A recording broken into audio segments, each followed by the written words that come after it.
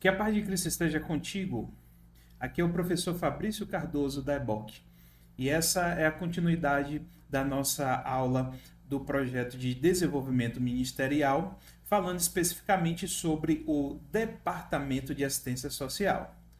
Na pauta, falamos sobre a questão do assistencialismo. Se você não viu a nossa aula de número 1, corre rapidinho, dá uma pausa nesse vídeo. Nós vamos colocar também na descrição aí do vídeo para que você tenha rapidamente o link. Se não, você acessa lá na nossa playlist, na parte lá de desenvolvimento ministerial, que você vai encontrar a aula de número 1 sobre o Departamento de Assistência Social e Assistencialismo. Então, dando continuidade ao nosso raciocínio. Vamos lá. Situações especiais. PCD. Quando nós falamos sobre PCD, estamos falando sobre pessoas com deficiência. E nesses pontos, nós estamos relacionando acerca da questão dos aspectos sensoriais. Pessoas que têm dificuldade na questão da visão, da audição, né, e da questão da mobilidade.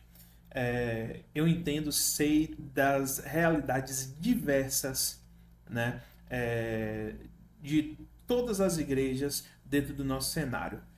Eu conheço bem a minha cidade no contexto social e cristão, conheço um pouquinho do interior do meu estado, já exerci o ministério itinerante missionário em outros estados, então a gente tem um pouquinho de experiência, um pouquinho de rodagem, né? No meu projeto missionário foi 1 ano e meio em missão, que eu rodei quase 200 municípios, né? Fora da minha região, em 4 estados diferentes.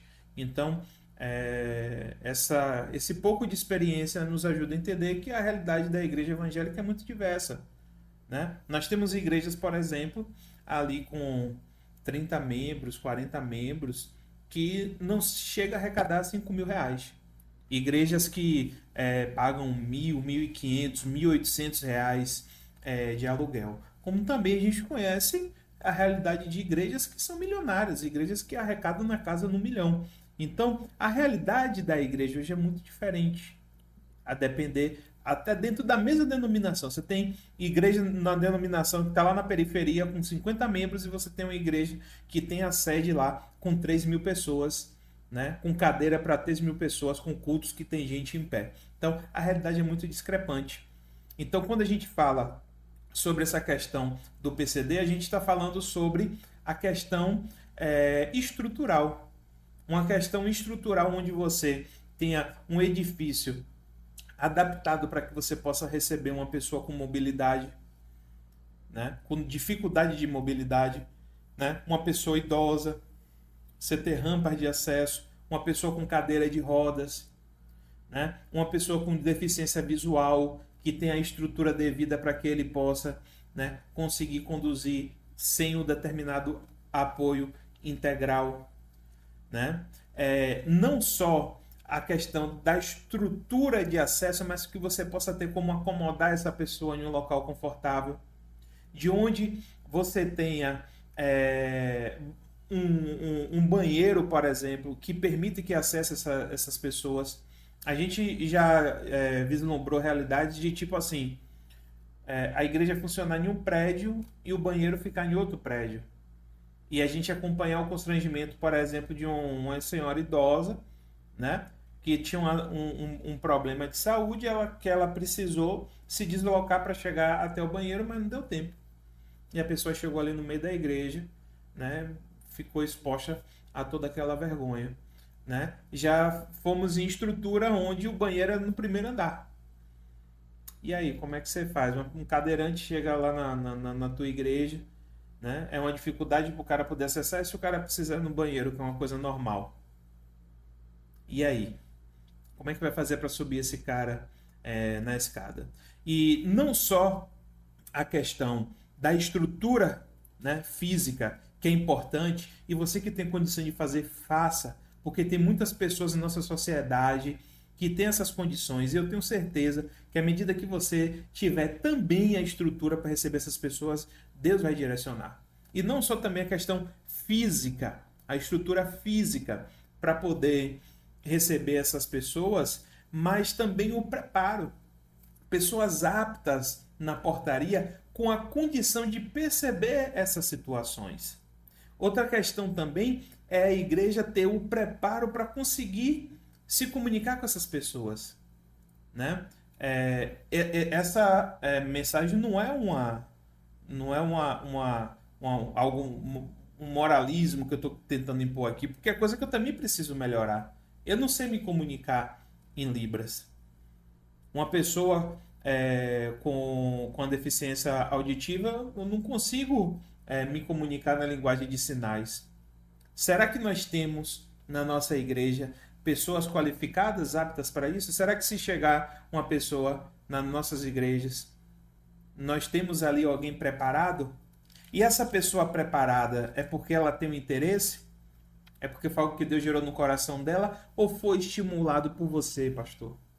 Será que o senhor está tendo essa visão de o senhor estimular, de o senhor promover essa qualificação dentro da igreja?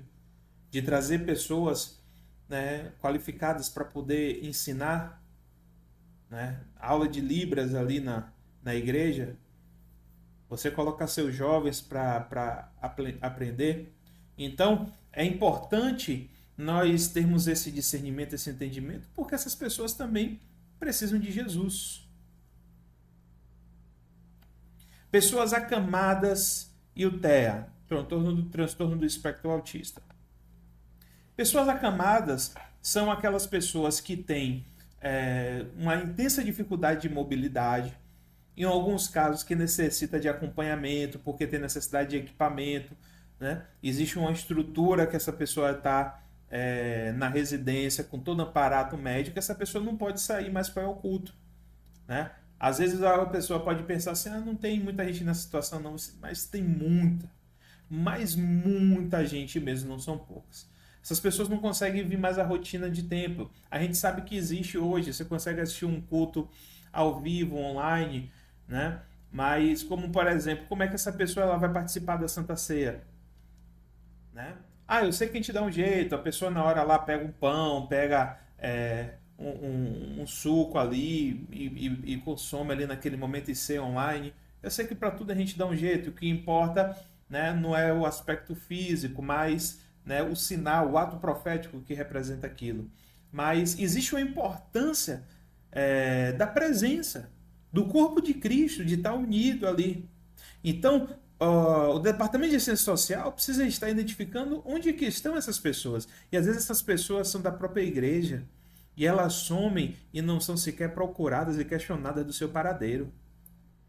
Acompanhamos um caso recente aqui de uma pessoa que teve uma crise, né, na questão da diabetes. Essa pessoa ficou internada, o hospital não tinha um cardiovascular. Essa pessoa ficou sem comunicação, ficou em estado de choque, porque disseram que ela iria perder a perna, que ela já estava com a ferida no dedão. Essa pessoa ficou no setor de emergência, certo? Ficou no setor de emergência, aguardando surgir a vaga no cardiovascular e não teve. Amparado da assistência social do hospital, não tinha um capelão. É uma vergonha, às vezes, hoje a gente roda em algumas igrejas e fala sobre capelania, as pessoas não sabem nem o que é capelania, né? A igreja tem perdido seu espaço de atuação nos hospitais, nos presídios, nas escolas, com o exercício da capelania, né? É uma igreja de assistencialismo e de evangelismo só por rede social, só com envio de card, mas perdeu essa presença, essa coragem de entrar em um presídio, essa determinação de poder acessar um hospital. Eu sei que não é todo hospital que deixa, tem que estar credenciado na capelania, tem que ter um grupo organizado, tem que ter um ofício, tem que respeitar a orientação do hospital, mas se não puder deixar entrar, fica na frente, conversa com quem está lá, vê qual é a situação, né? Vê alguma forma. Deus, quando você se dispõe para fazer a obra de Deus, Deus abre portas, Ele gera a situação. Então essa pessoa ficou lá mais de uma semana, sumiu, ó. Ninguém nem aí, nem deu conta. Essa pessoa ficou frustrada, ficou inválida por um bom tempo, teve que passar por uma cirurgia, foi regulada para um outro hospital, ficou mais de 30 dias fora da igreja e não foi questionada, não se perguntou por ele, né? Depois de muito tempo, já que Deus trabalhou no coração dele, que ele voltou a se comunicar, a pessoa falou, porque não avisou, porque não comunicou, ia fazer uma visita, aquela coisa toda. Então, precisamos ter pessoas que pensem nisso, que raciocinem dessa forma, que busquem identificar quem são as pessoas que estão distantes, por que está distante, está acamado, vamos lá com um grupo, vamos bater na porta dessa pessoa, vamos visitar essa pessoa. Isso parece uma coisa de desuso, parece um crime hoje, você dizer que vai visitar uma pessoa, né? É uma coisa chata, né? Existe um padrão, existe uma prudência a seguir acerca de uma visita, né? Visita sempre em casal, nunca a pessoa sozinho, sempre tem que ter uma testemunha, nunca ficar em ambiente só, não adentrar para áreas íntimas do lar, nunca entrar em quarto, chega ali ó, na varanda, na casa, visita rápida. Oi, vamos orar aqui, Deus abençoe todo mundo, toca um hino, faz uma oração, posição de mão, unge, vamos aqui cear, vamos celebrar aqui a Santa Ceia para a pessoa acamada, entendeu? E pronto, e vamos embora. Sem sentar para bater papo, sem ficar lanchando ali, para ficar puxando conversa. Objetivo no foco no reino de Deus, mas é preciso, é necessário a igreja ter essa atenção, levar a Santa Ceia, levar pessoas ali, obreiros, para celebrar a Santa Ceia junto com aquela pessoa acamada. E a questão do TEA, do transtorno do espectro autista, que é um grande desafio, né? Nós entendemos muito pouco sobre o que é o TEA. Né? Estamos aprendendo a identificar e às vezes identificamos errado. Comportamentos inadequados são subjugados como TEA, que agora ficou na moda. Né? Então a gente não entende, a gente não sabe diagnosticar, a gente não sabe definir, a gente não sabe separar os níveis. Então precisamos evoluir muito nesses aspectos. Precisamos ter um posicionamento diferente, de buscar se qualificar, de entender que essas crianças que estão hoje aí, que têm essa condição especial de aprendizagem, eles são o futuro da igreja. Então, se a gente não atuar hoje, não trabalhar hoje, como é que vai ser a igreja lá no futuro? Eu fiz um levantamento em algumas congregações que eu já fui para pregar. Teve congregação que 30% das pessoas daquela igreja são crianças autistas. Se a gente não souber lidar, se a gente não auxiliar no desenvolvimento, se a gente não despertar a evolução dessas pessoas para que ela ocupe os espaços na igreja, independente da condição delas, o que será daquele ministério, daquela congregação, daquela igreja? Se a gente não tiver o posicionamento de amparar essas pessoas, de fazer essas pessoas evoluírem para que elas ocupem funções e atividades importantes do ministério no futuro. Então, precisamos entender mais sobre o que é o TEA, se qualificar, entender quais são os recursos. Né? A gente sabe dos desafios que são para as famílias que têm uma pessoa nessa condição, os tratamentos que não são todos disponibilizados no SUS, né? A dificuldade, quem não tem dinheiro não paga, fica sem, quem paga com muito sacrifício. Não existe uma definição, não existe uma ideia. A questão do desenvolvimento escolar é complicado. Escolas particulares recusando alunos, escola pública sem amparato. Alguns locais botam um auxiliar por autista em sala, outros só botam a partir do nível 3 agora. Talvez fosse melhor, ao invés de remunerar uma pessoa para poder colocar na sala, às vezes sem qualificação nenhuma, sem formação nenhuma, era melhor direcionar esse recurso para a mãe, que tem aquele trabalho todo, mães exaustas que cuidam dessas crianças. Pais, homens irresponsáveis que não aguentam, não suportam a luta, estão abandonando sua esposa com filho autista. Às vezes aquele próprio pai tem os traços e tem as características, mas ele evoluiu, ele teve oportunidade, ele não está tendo a paciência de esperar o tempo do filho dele evoluir.